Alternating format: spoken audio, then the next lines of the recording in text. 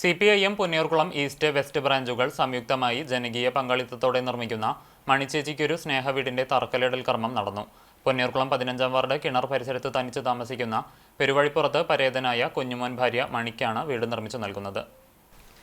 3 saint പറമ്പിലായിരുന്നു മണിയുടെ പകുതി ഓടിട്ട വീട് നിലനിന്നിരുന്നത്. തീരദേശ ഹൈവേക്കായി സ്ഥലം ഏറ്റെടുക്കുമ്പോൾ ഇവരുടെ സ്ഥലവും വീടും അതിൽ ഉൾപ്പെടും എന്ന കാരണത്താൽ ലൈഫ് ഭവന പദ്ധതിയിലും മറ്റ് അനുകൂല പദ്ധതികളിലും പേര് ചേർക്കാൻ കഴിഞ്ഞില്ല.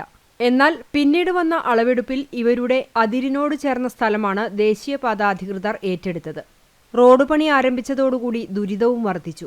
JCB ഉപയോഗിച്ച് റോഡ് പണിയുടെ ആവശ്യാർത്ഥം കുഴികളെടുക്കുമ്പോൾ പ്രകമ്പനം മൂലം വീടിന്റെ ഒരു ഭാഗം ഇടിഞ്ഞു വീഴുകയും ചെയ്തിരുന്നു.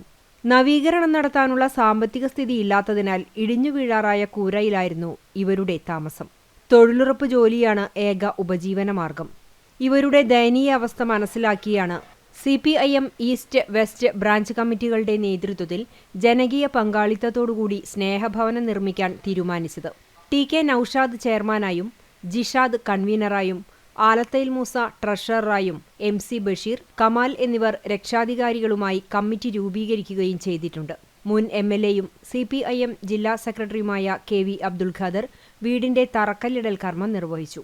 നിർമ്മാണ കമ്മിറ്റി കൺവീനർ ജിഷാദ് അധ്യക്ഷത വഹിച്ചു.